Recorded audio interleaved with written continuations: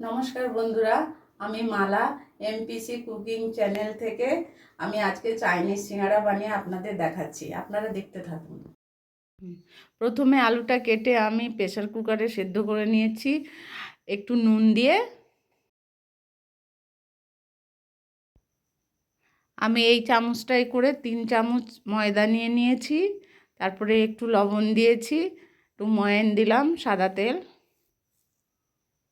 দিয়ে ভালো করে মিশিয়ে আমি এটাকে নর্মাল জলে মেখে নিচ্ছি।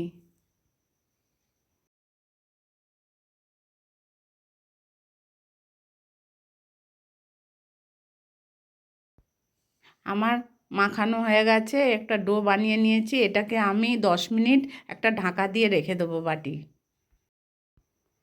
সেদ্ধ আলুগুলো আমি ছাড়িয়ে নিচ্ছি, ছাড়িয়ে এটাকে চটকে নেব। শুকনো খোলায় আমি একটু গোটা জিরে, গোটা মৌরি আর একটু 5 ফোড়ন ভেজে নিয়েছি, গুঁড়ো করে রাখলাম। তারপরে একটু ভাজা বাদাম গুঁড়ো করে রাখলাম। পুরটা বানানোর জন্য আমি একটু তেল দিয়ে, 2টো শুকনো লঙ্কা, একটু আদা কুচি, কাঁচা লঙ্কা কুচি দিয়ে আমি আলুটাকে পুর বানিয়ে নিচ্ছি।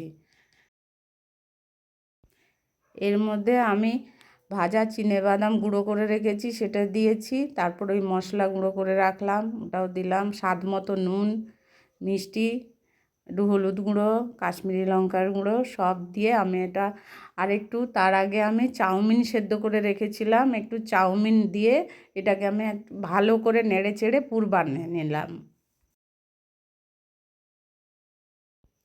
ভাজা মশলাটা দিলাম এবং একটু কসুরি মেথিটা দিলাম। ভালো করে নেড়ে চেড়ে বেশ একটা পুর তৈরি হওয়ার মতন দেখে শুনে এবার আমি এটাকে ভালো করে নামিয়ে নেব। ঠান্ডা হতে দেব একটু, ততক্ষণে আমি ময়দা মাখাটা দেখে নেব। এবার ময়দাটা বেশ মোলায়েম হয়ে গেছে। আমি লেচি কেটে নিচ্ছি, কেটে বেলে সিঙ্গাড়ার আকারে কিভাবে করছি আপনারা দেখুন। আমি ওইরকম করে পুরটা ভরে এইভাবে বানিয়ে নিচ্ছি। মুখটা বন্ধ করার জন্য আমি একটু বাটিতে জল রেখেছি, জলের হাত আঙুলের সাহায্যে দিলে তাহলে খুলে যায় না, সেইভাবে আমি বানিয়ে নিচ্ছি।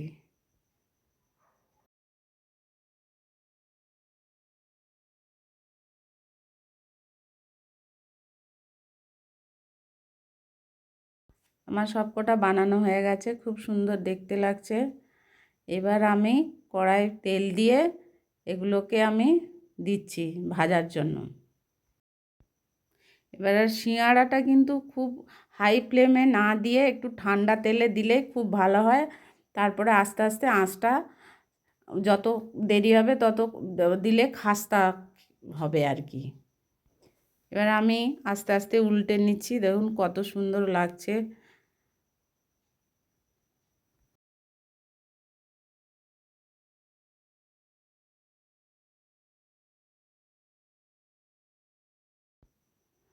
আমি এটাকে তুলে নিচ্ছি, ভাজা হয়ে গেছে আমার। তারপরে আবার অন্যগুলো আবার সাজিয়ে দিচ্ছি।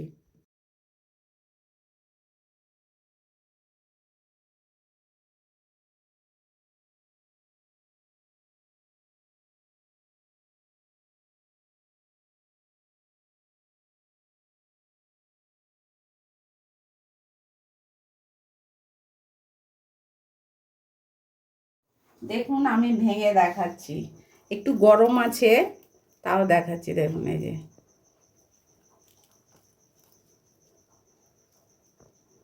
পুরো দোকানের মতন আপনারা বানিয়ে দেখবেন। এই যে